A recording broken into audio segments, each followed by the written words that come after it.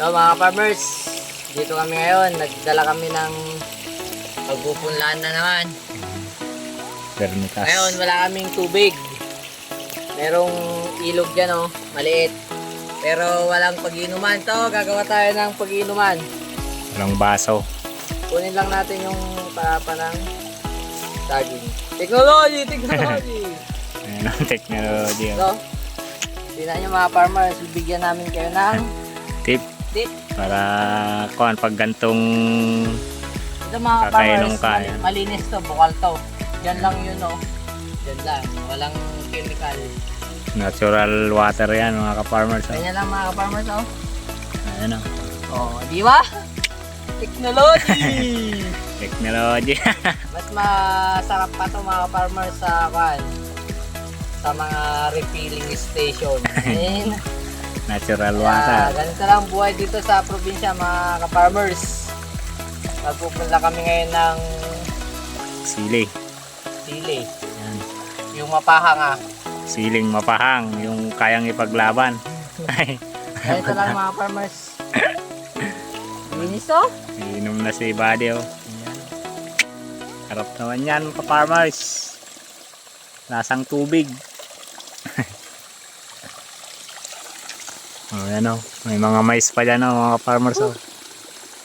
Sarap. Sarap ng tubig. Yan. Mga kabundukan. Inom ka din ah. Buddy, hindi uminom yan. Naiya. Yan o.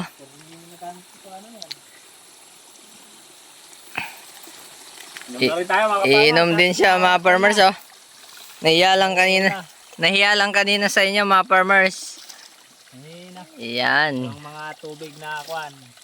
Natural talaga yan. Linis. Nature spring, ika nga sa English. Whew. Tagalog muna tayo ngayon. Mag-Ilocano na lang tayo sa mga susunod na vlog natin. Okay. Pag ganito, Tagalog yung mga Oo, Tagalog yung mga viewers. Shout out pala dyan kay Brother Rod. Bagis, nandito na kami. shout out sa inyo. Shout out. Shout out sa lahat ng binata na kagaya namin. Shout out din sa mga may asawa na. Ayos, babalikan pa namin yung andun mga farmers yan oh. Nagakot kami ng mga lupa.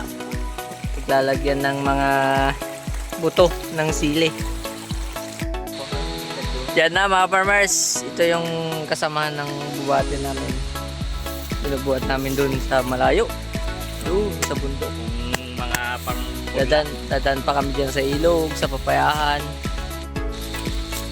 Ayan mga farmers, tsaga-tsaga lang tayo ng buhay dito sa probinsya oh.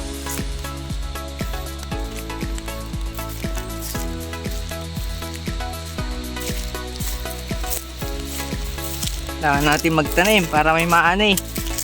Farmers.